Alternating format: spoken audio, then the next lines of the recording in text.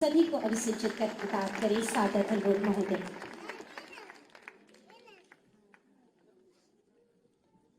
दिव्य कला एवं कौशल प्रदर्शनी के 3 दिवसीय कार्यक्रम में उद्घाटन कार्यक्रम के अवसर पर आज इस समारोह में यहां पर उपस्थित गोरखपुर के लोकप्रिय सांसद श्री रविकिशन शुक्ला जी, जिला पंचायत के अध्यक्ष श्रीमती साधना सिंह जी, महापौर डॉक्टर मंगलेश श्रीवास्तव जी,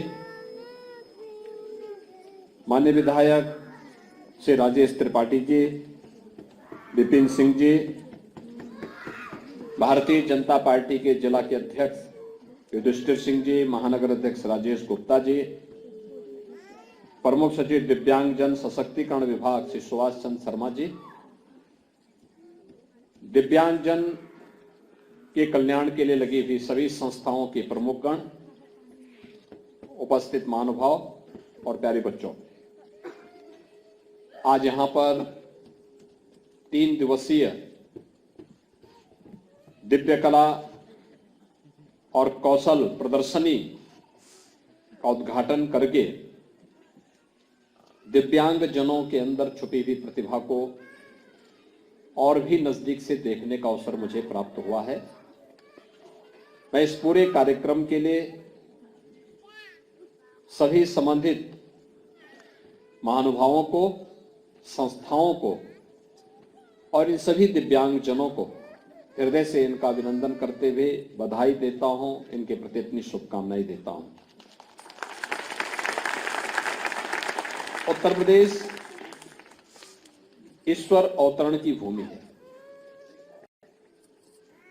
और उत्तर प्रदेश देश का संभवतः पहला राज्य होगा जिस राज्य में दिव्यांग जनों के लिए 2 विश्वविद्यालय सरकार के स्तर पर संचालित है।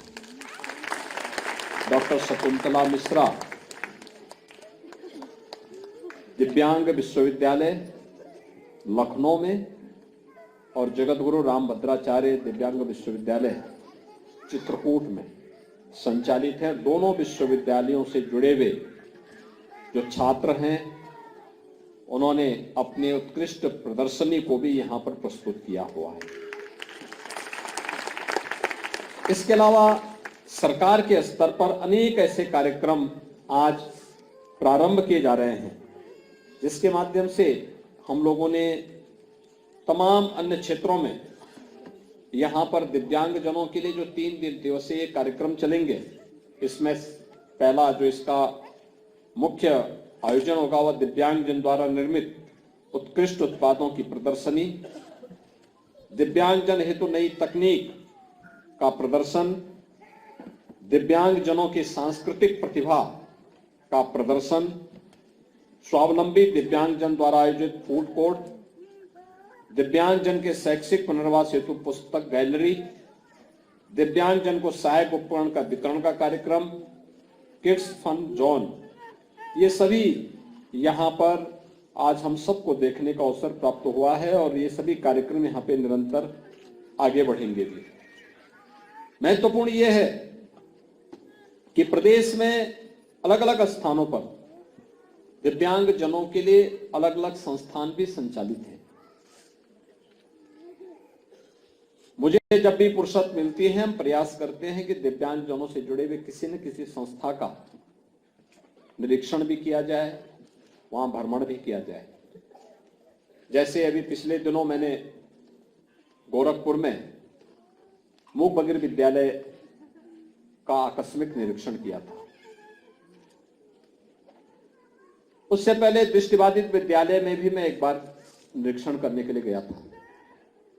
सरकार वहां के इंफ्रास्ट्रक्चर को बेहतर करने का प्रयास कर रही है, शिक्षकों की कमी को दूर कर रही है, तकनीक के साथ जोड़ करके उनके जीवन का उन्नयन कैसे किया जा सकता है, इसके बारे में सरकार अपने स्तर पर भी और समाज के सहयोग से भी कुछ अच्छा करने का प्रयास कर रही है। हम सबको इस बात को देखना होगा कि अगर कहीं से कमी रह गई है तो उसकी प्रतिपूर्ति ईश्वर स्वयं कर लेता है। हमारे पास अनेक ऐसे उदाहरण हैं। ऋषि अष्टवक्र एक उदाहरण है जिन्होंने उपनिषदों की दिव्य मंत्र हम सबको दिए।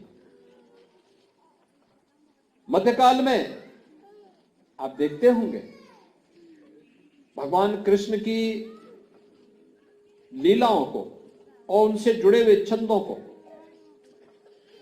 सूरदास जी ने जिस प्रकार से व्यक्त किया है वो अद्भुत है।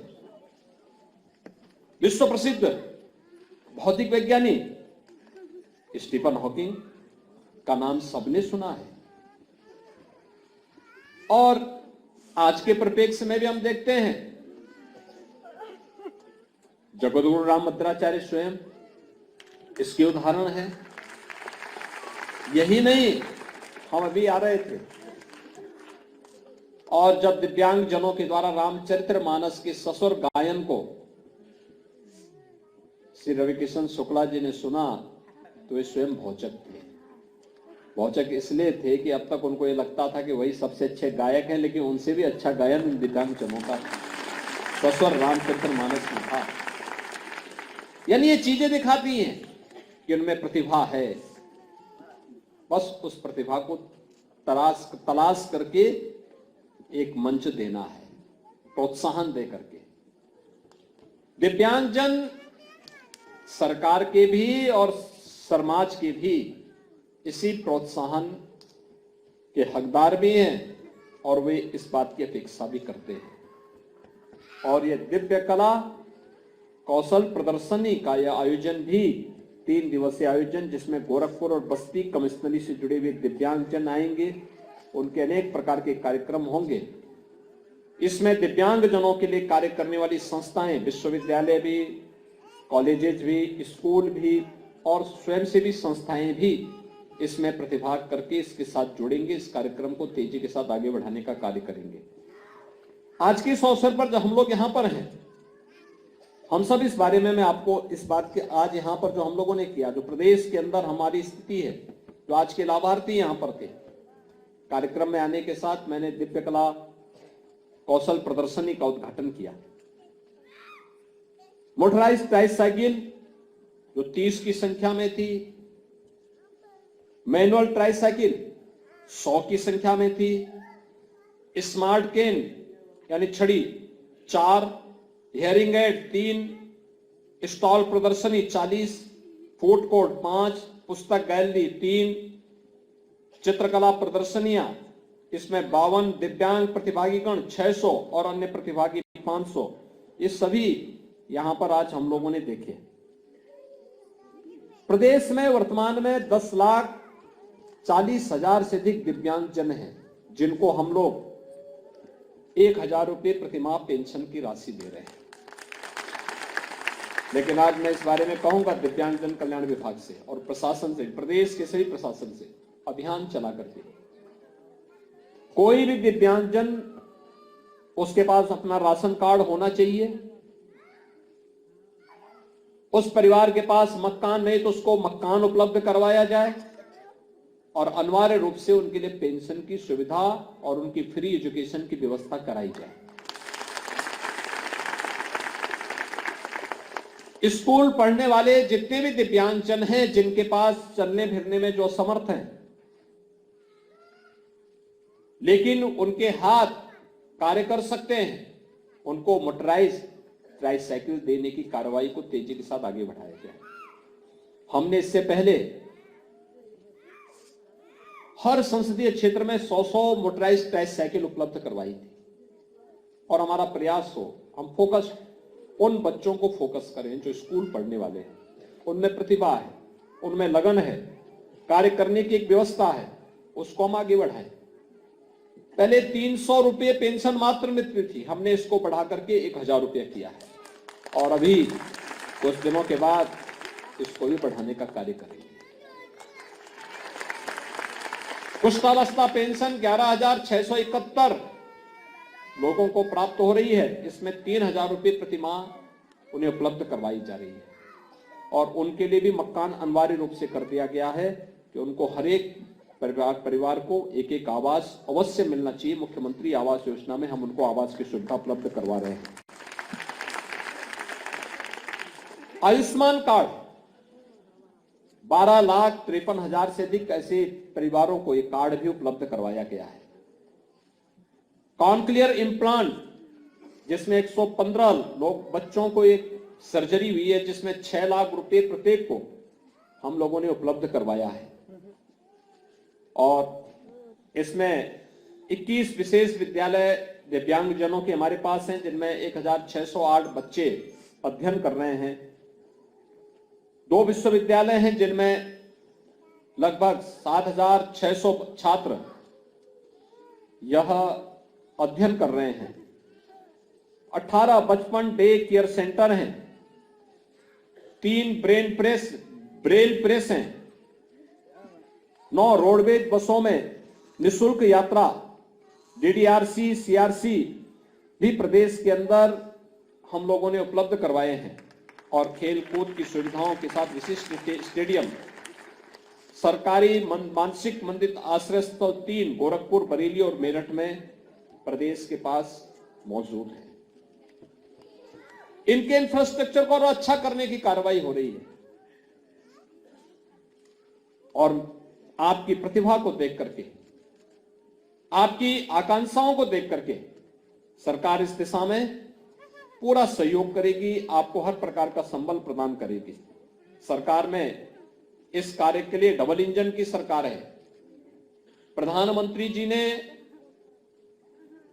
विकलांग शब्द को छुट्टी करते हुए उन्होंने कहा, नहीं विकलांग नहीं, ये दिव्यांग जन है। ईश्वर के द्वारा एक विशिष्ट शक्ति इनको प्रदान की गई, इसलिए दिव्यांग है।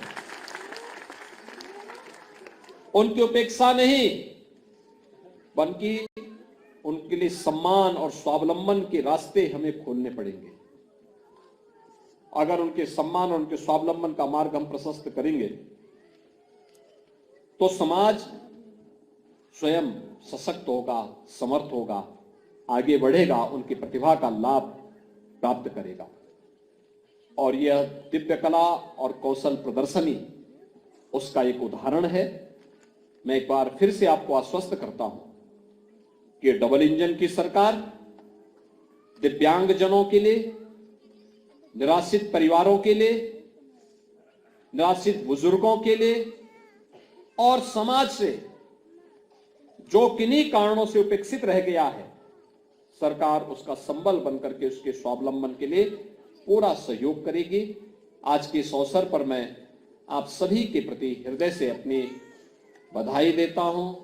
अयोध्या में 500 वर्षों के उपरांत प्रभु श्री रामलला के अपने भव्य, दिव्य और नव्य मंदिर में आगमन के अवसर पर आपको बधाई देता हूं,